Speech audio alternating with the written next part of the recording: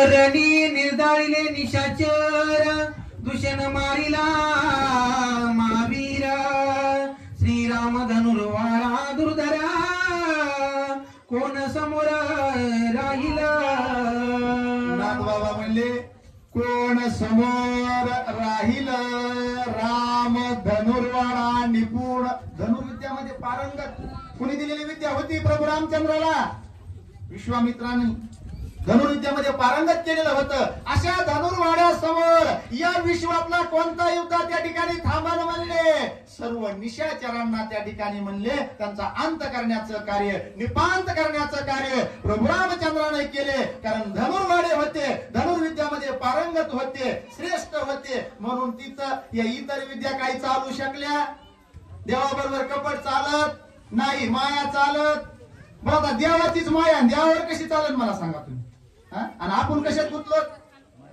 मायेमध्येच गुंतलोत ना मायेचाच पडदा फक्त या जीवाला ओलांडता येत नाही महाराज आणि तो जर पडदा ओलांडला तर आपणच देव आहे अहम ब्रह्मस्मी पण स्वस्वरूपाची जाण झाली तर आणि जोपर्यंत आपल्याला स्वस्वरूपाची ओळख होत नाही तर मीच देव आहे ही आपल्या लक्षात येत नाही असे धनुर्वाडे प्रभू रामचंद्र होते आणि यांच्या समोर म्हणले या सर्व असणाऱ्या निशाचरांना त्या ठिकाणी प्रभू रामचंद्रानं युद्धाच्या माध्यमातून त्या ठिकाणी म्हणले काय केलं मोक्षस्थान प्राप्त करून दिलं राक्षसा झाला थोर मार कोपे चालिला पैखर शिरा कोपला दुर्धर तेने रघुवीर पडखळीला काय केलं तेने रघुवीर पडखळीला राग आला नाही दूषणाची ती अवस्था केली खराला त्रिशराला अरे गेला ना म्हणले आपला बंधू आता आपण काय करायचं पाठीमागे राहून आवेश धारण केला महाराज पडखळीला म्हणले राम राम आपल्या पुढे काय म्हणले याच्याकडे काय शक्ती आहे आवेशामध्ये बोलतात ना आणि हे जे बोलतात तेच राक्षस म्हणायचं निशाचर मी सांगत असतो ना निशा म्हणजे रात्र चर म्हणजे रात्री फिरणारे आपण रात्री फिरतो का आपण मनुष्य का राक्षस आहे त्याच्यासाठी तर रामायण आहे आपल्याला मनुष्य व्हायचंय बरोबर आहे का नाही भला किसी का करना सके बुरा किसी का मत करना बरोबर आहे का फूल अगर तुम बन ना पाए काटे बन कर मत रहना बन ना सके तुम भगवान मगर तुम हैवान मत बनना तसं कमीत कमी इंसान तरी आपण मनुष्य तरी व्हावं देव नाही होता आलं तरी पण राक्षस होऊ तशी ही राक्षस मंडळी होती महाराज निशाचर होते आणि म्हणून करता म्हणले आवेश केला गर्जना केली पडखळीला म्हणजे आता यांच्यामुळे पडखळणार होता का पारखीला पाहिलं प्रभू रामचंद्रानं हे दोघं येऊ लागले यांच्याकडे आवेश आहे मात्र यांच्या बरोबर काय करावं लागल याचा विचार मर्यादा पुरुषोत्तम प्रभू रामचंद्र करतात करुणिया राक्षस घाता केवता जाशील तू आता राय साये श्री रघुनाथा शस्त्र संपाता पेटला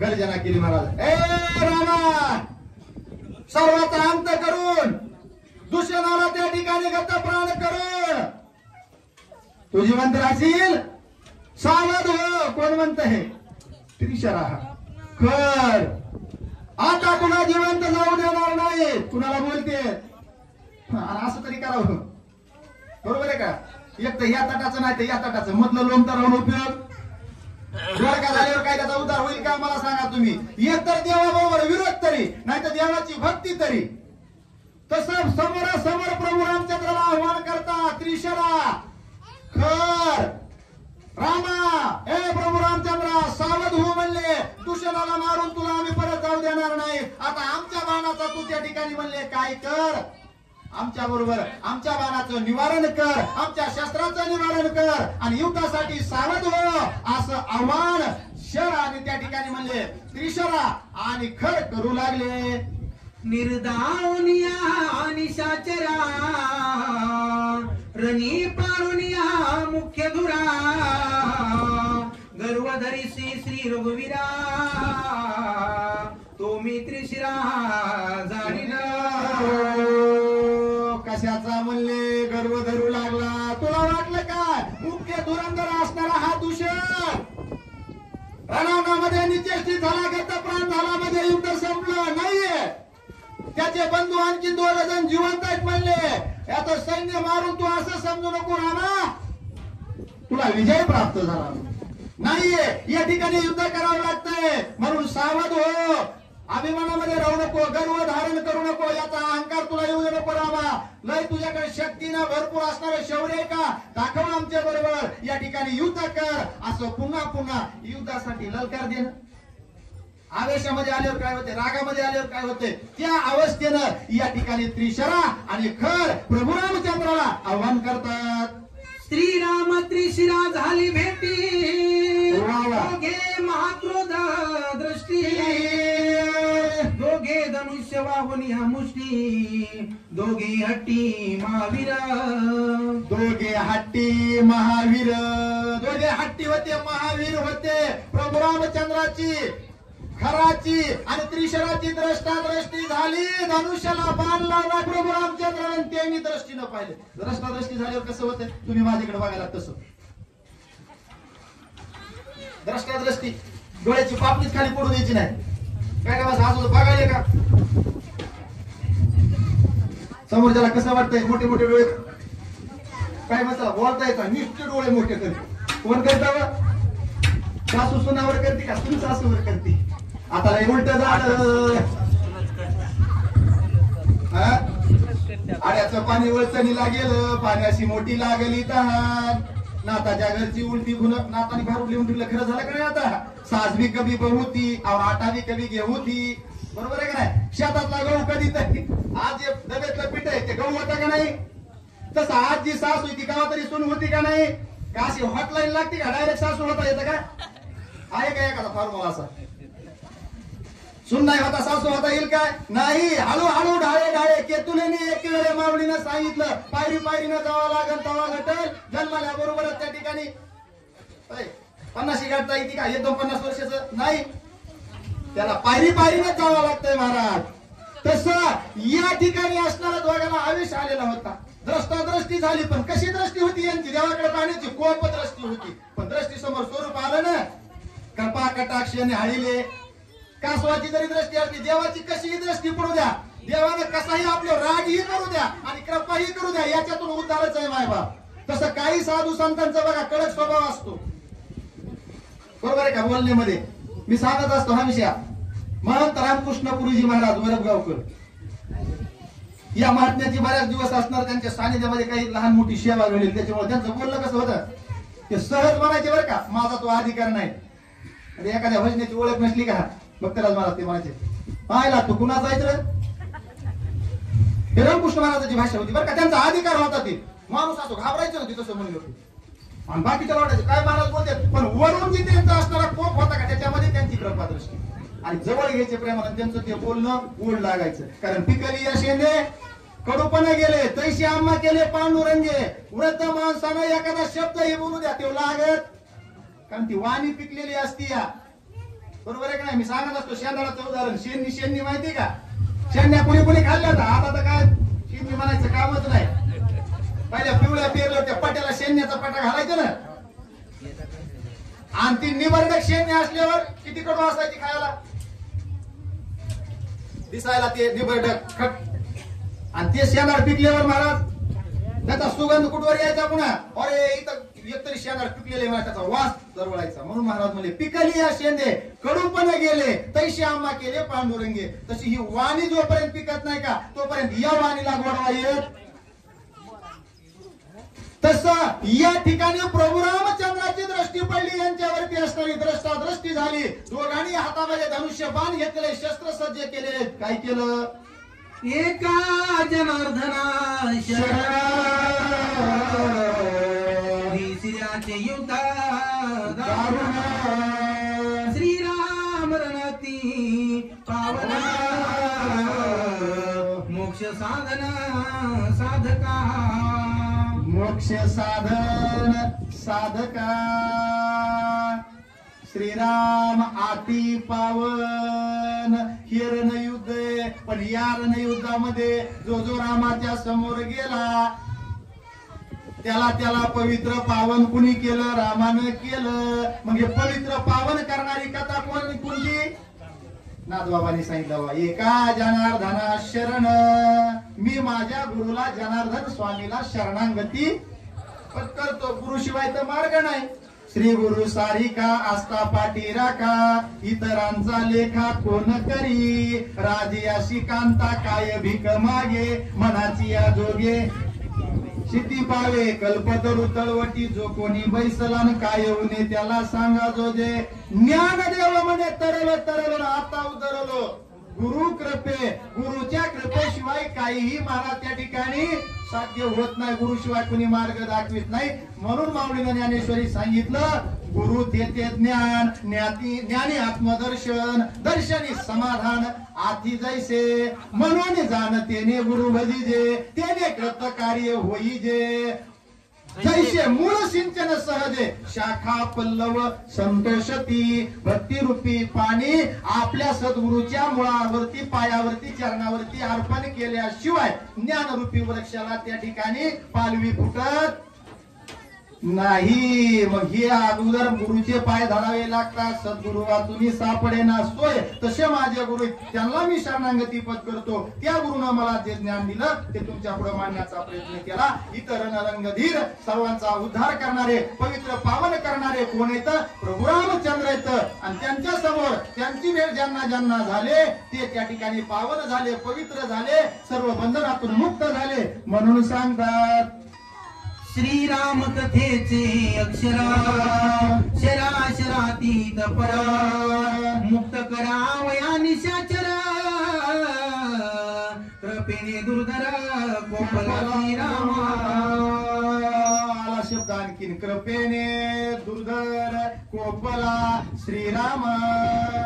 कृपेने दुर्धर, कठीण कृपेने कोपला, रागावला. बरोबर आहे का नाही? आता कृपा आणि रागावणं म्हणजे ही कोणती कृपा झाली? मी मग सांगितलं, परस्पर विरोध झाला. बरोबर आहे का नाही? मग तसं जरी राग केला, आई वडिलांना मुलावर राग केला, म्हणजे त्यांचा राग काय असतो? कृपेचा असतो का कोपायमान असतो? आई सहज मध्ये का बाळा सावलीत येऊन मर असं म्हणते का नाही? सावली झाल्यावर मरतं का माणूस? पण तिचा म्हणण्याचा उद्देश काय असतो? उन्हात खेळू नको, सावलीला येऊन तू थांब. मग तसं म्हणले, कृपेनं त्या ठिकाणी कोप केला, कृपा केली अगोदर आणि नंतर ते राग दाखवला त्यांच्यावर प्रभू रामचंद्र. आणि त्याच्यामुळे पावन झाले. मला राक्षस होते, कपिकुळ उतरले, मुक्त केले. राक्षसांना उतारून जाता आलं, राक्षसांचा उद्धार झाला. आपण तर मनुष्य आहेत, आपला होईल का नाही? नाही ना रे महाराज, उद्धार होईल का नाही? पण सातत्य लागतंय, सतत लागतंय, पुन्हा लागतंय. बरोबर आहे का नाही?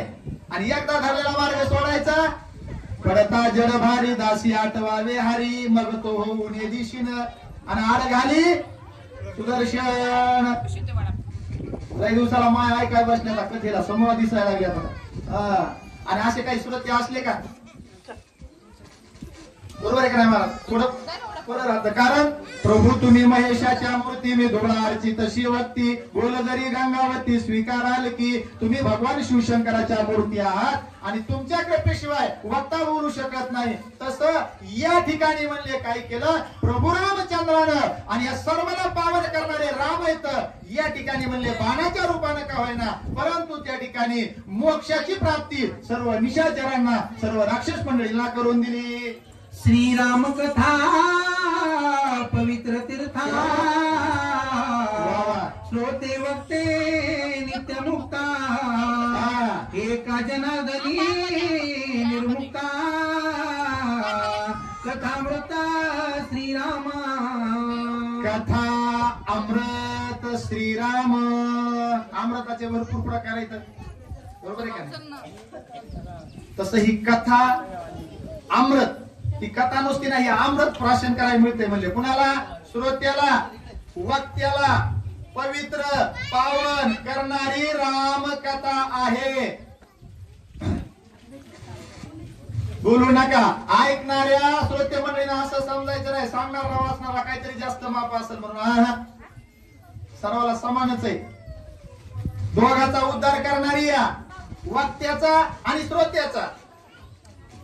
श्रवण भक्ती 9वी भक्तीमध्ये श्रेष्ठ सांगितली. तुम्ही असं समजू नका खाली बसून उगा काय ऐकत बसायचे म्हणून. तुम्हाला खरं श्रेष्ठ स्थान आहे. नाहीतरी तुम्ही येतात श्रोते सर्व नष्ट. आम्ही रामायण कुणाला सांगायचं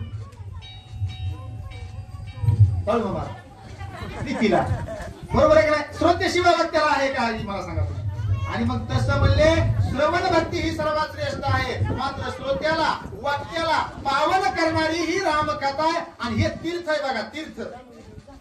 एवढं पवित्र तीर्थ हे रामकथा. जर आपल्याला नाही कुठं जाता आलं तर रोज भावार्थ रामायणाचा ग्रंथ घ्यायचा आणि त्याच्या 5व्या वाचायच्या म्हणजे तीर्थाचं स्नान केल्याचं प्राप्त होतंय. ते नित्य नेम करणारे आमचे भक्तराज महाराज सूर्यवंशी या ठिकाणी नित्य बरोबर नित्य नेमानं रामायणाच्या जेवढा वेळ असेल तेवढ्या वाव्या घेणारच. नित्य नेमानं आम्ही ते प्राणी दुर्लभ लक्ष्मी वल्लभ तयाजवळ. नित्य नेमाला फार महत्व असतंय. पण आपण नित्य नियम करतो. माऊलीनं 700 वर्षापूर्वी ओवी लिहून ठेवली. गाईचं वासरू मेल्यावर काय करते? वाघार मेल्यावर म्हशीचं गाईचं काय करत होते जुने माणसं? दादा भुसा भरायचा त्याच्या कातळीमध्ये ते उभा करायचं. कशाच्या पुढं? गाईच्या पुढं किंवा म्हणजे कुठपर्यंत? दूध काढूस तर. आणि याला धार काढायचं झाली ते उचलायचं. माऊलीनं सांगितलंय, म्हणतं सांगत नाही. तशी आपली भक्ती आहे. आपलं जोपर्यंत काहीतरी प्राप्त होत नाही तोपर्यंत आपण देवाचे पाय पुढीत. आपली जुनी म्हणे विद्या आली हातान गुरुला. एकदा प्राप्त झालं पुन्हा काय करायचं का? तसं नाही म्हणले. हे पवित्र तीर्थ या. याच्यातून जर तुम्ही स्नान करून गेलात. पण स्नान कसं करायचंय? सर्व इंद्रियानं सर्व इंद्रियाचे कान करून या कथेचं या ठिकाणी हे कथा अमृत आपण प्राशन करायचंय. किती राहिला तो? झाल्या. माफ करा आता बसा. ऐकायलाच बसा तुम्ही आता. उशीर आला काय करा. आणि मग तसं म्हणले ही कथा अमृत आहे. हे तीर्थ या. आणि हे तीर्थ प्रत्येक श्रोत्याला प्रत्येक वक्त्याला पवित्र करणारं तीर्थ या. म्हणून या कथेचा तुम्ही लाभ घ्या असं त्या ठिकाणी नाथबाबा आपल्याला या अध्यायाच्या पर्यायामध्ये या ठिकाणी सांगू लागले. स्वस्ति श्री भावार्थ रामाने रण्यकांडे एकाकार टीका दशमोध नाम सोध्याय गोडा कुंडली श्री सीताराम प्रभु रामचंद्र